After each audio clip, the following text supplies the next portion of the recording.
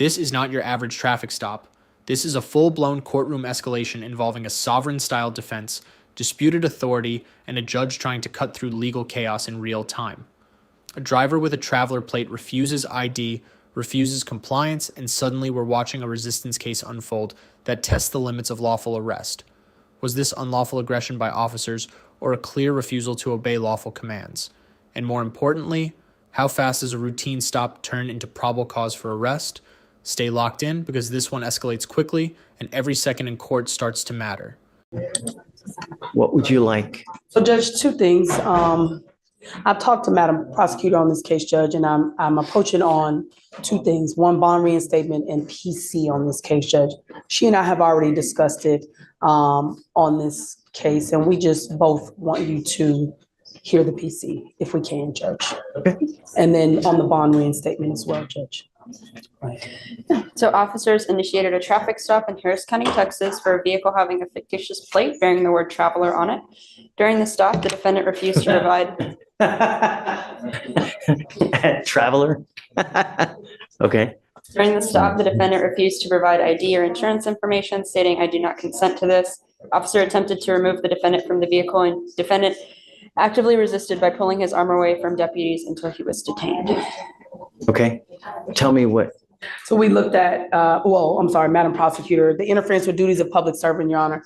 Even if my client is failing to give them that, then it is an arrestable offense. But in this situation, it is, Judge. However, in this particular situation, he didn't interfere with anything in terms of his own arrest. I can, if it was a resisting or something to that effect, I can. They're just trying to get him out of the car. I don't disagree. It's classic sovereign case where got the license plate, think that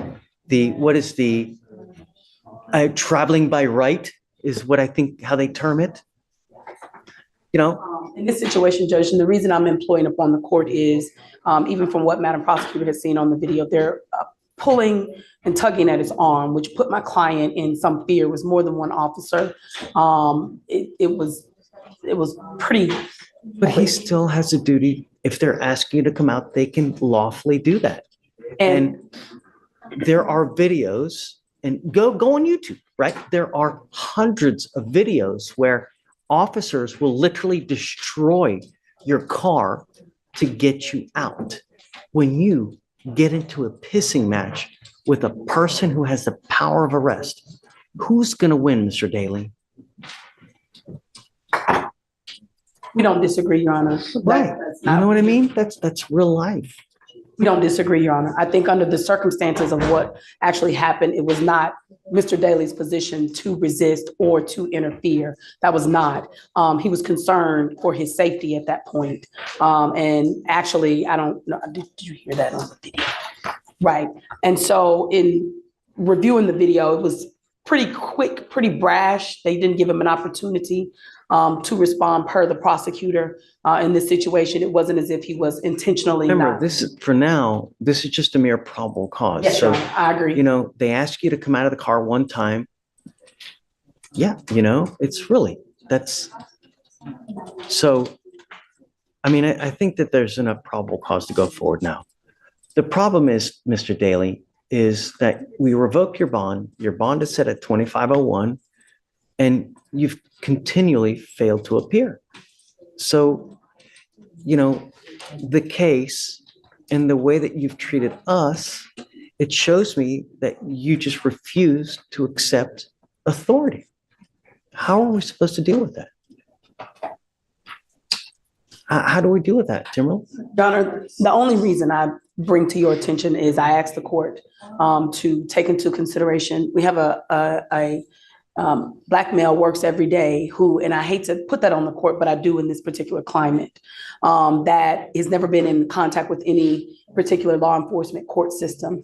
And from what I can see and what I hear out here from a lot of my Black male, and I'm sure it's common knowledge, is that because they are unfamiliar with the court system, they don't know, number one. Number two, when they do come in contact with police, and my mother is assistant chief of police, so I can understand, even when I was younger, I was taught that there are certain things that you have to do with when a police officer can stop you on a speeding ticket. What we don't know is whenever these officers come up, when you're somebody who don't have the privilege of having a police officer as a parent, or who isn't familiar and is being raised in this particular climate and seeing what they see on TV and seeing what they hear and everything that has occurred, you don't know what the proper steps are. I was trained from when I was grown up what you do. I'm not saying that what he did was right or wrong. I'm not saying that how he reacted to this particular court, it is wrong. However, I'm employing upon the court to ask the court to take into a little bit of consideration, number one, from his perspective, all defendants, can't just say this, but I do see that, from what I've known from this particular case and now in talking to him, I do believe that there is a sense of sometimes they just don't know. Sometimes they just don't. So I'm asking to reinstate his PR bond. I am now on the case. What you know about me, I'm a tight attorney. I run a tight ship. So, and by which of way I believe I can reach him and getting him to court and resolving this matter, which is what I talked to the prosecutor about when you were on break. It's like, let's just resolve this. Let's take care of this. I'll buy it. Yes, sir. Okay. Thank you, Judge. I'm not going to do this again, though. I promise you. I don't care whoever you have. If you flake on us again, that's 3 times. It's out. I'm not going to do it again. Do you understand, Mr. Daly? I mean, when you come to court, good things happen. When you don't show up and you continually do it, you can't expect good things to happen. Now, do you have a Texas driver's license? Not right now. You're not allowed to drive. Right. You have a bond condition and you've signed an affidavit with me today promising you're not going to drive. I don't care how you term it. Driving, traveling, however you're going to word it, whatever you do not get into the driver's seat of an automobile, a motorcycle, anything with a combustible engine where you can get on the road unless you have approval from us. Do you understand? I don't care that you have to work. I don't care if you have to go to church.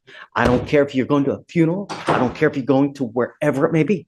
Do not drive. Do you understand? Heed this warning. You're not going to get another one.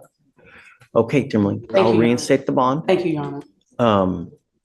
And I'll talk to her. We were going to try to talk to Chief, but it's pretty busy I today. think the case is only 3 months old, Yes, so sir. you've got time. You can do whatever you want. Yes, sir. Thank you, Judge. Because you have a lawyer, I will waive your appearance. You don't have to waste your time coming to court now, but you must stay in touch with her and she'll tell you when you got to come back to court. If she comes back and tells me she can't get a hold of you because you're playing games or you've gone AWOL or whatnot, or you get arrested for something else, all bets off. We good? I'm not asking for much, man. Really. And for future reference, when you get into a pissing match with someone with the power of arrest, you are nearly always going to lose. It's just the way it works. And as a young Black man in today's society, you got to be extra special careful because things can go really wrong really quick. And there's evidence of that over and over and over. Okay? All right. Good luck, guys. Thank you, Your Honor. And here's how the court ultimately draws the line. Probable cause is established, bond gets reinstated, but the warning from the bench is crystal clear. This isn't just about one traffic stop, it's about compliance, accountability, and what happens when defendants repeatedly fail to appear or challenge lawful authority. The judge makes it plain: show up, comply, and the system works with you. Ignore it, and consequences escalate fast. And the final warning about driving conditions, that's not a suggestion. That's legally binding bond supervision. If you found this case as shocking as we did, make sure to hit that like button, share your thoughts in the comments, and don't forget to subscribe for more jaw-dropping courtroom breakdowns.